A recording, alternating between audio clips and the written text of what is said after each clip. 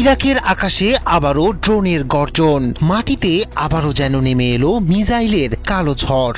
আমেরিকার হামলার প্রতিশোধে তেহরান দিয়েছে ভয়ঙ্কর পাল্টা জবাব। মুহুর্মুহু ক্ষেপণাস্ত্র আর ড্রোনের গর্জনে কেঁপে উঠছে ইরাকের ইরবিল শহর। আকাশ জুড়ে আগুনের ঝলকানি, ধোঁয়ায় ঢেকে গেছে শহরের স্কাইলাইন। যে মাটিতে আশ্রয় নিয়েছিল মার্কিন সেনারা, রাতের আধারেই সেই ইরবিল পরিণত হয়েছে উত্তেজনার নতুন কেন্দ্রে। একের পর এক ইরানি ড্রোন ছুটে এসেছে লক্ষ্যবস্তুর দিকে, আর মুহূর্তেই বদলে গেছে মধ্যপ্রাচ্যের যুদ্ধের হিসাব। রাতের অন্ধকারে ইরাকের কুর্দিস্তান অঞ্চলের রাজধানী ইরবিলকে লক্ষ্য করে ইরানের ড্রোন হামলার খবর ঘিরে নতুন করে উত্তেজনা ছড়িয়েছে মধ্যপ্রাচ্যে। তবে ঘটনাটি নিছক আরেকটি ড্রোন হামলা নয়, ইরবিলেই রয়েছে মার্কিন সামরিক উপস্থিতি।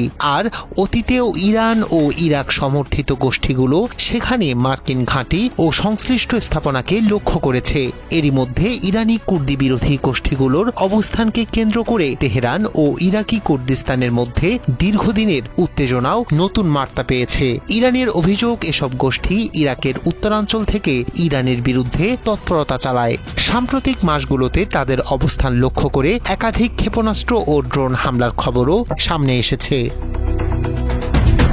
ইরবিলের ঘটনাটিও সেই বৃহত্তর নিরাপত্তা সংকটের অংশ কিনা তা এখনো পুরোপুরি পরিষ্কার নয়। তবে এরবিল আন্তর্জাতিক বিমানবন্দর ও আশপাশের এলাকায় এর আগেও ড্রোন হামলা হয়েছে। মার্চে ইরানি ড্রোন হামলার সময় মার্কিন সামরিক স্থাপনাগুলো লক্ষ্যবস্তু হওয়ার খবর পাওয়া গিয়েছিল।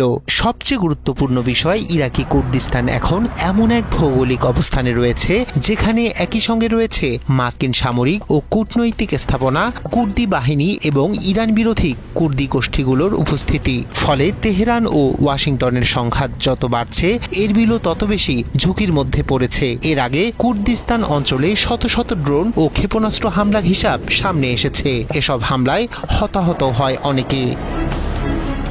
এখন বড় প্রশ্ন, ইরানের লক্ষ্য কি কেবল কুর্দি বিরোধী গোষ্ঠীগুলো, নাকি এরবিলে থাকা মার্কিন স্বার্থ ধীরে ধীরে তেহরানের নিশানায় আসছে? আর যদি হামলার পরিধি আরো বাড়ে, তাহলে ইরান আমেরিকা সংঘাতের নতুন যুদ্ধক্ষেত্রে পরিণত হতে যাচ্ছে ইরাকের কুর্দিস্তান।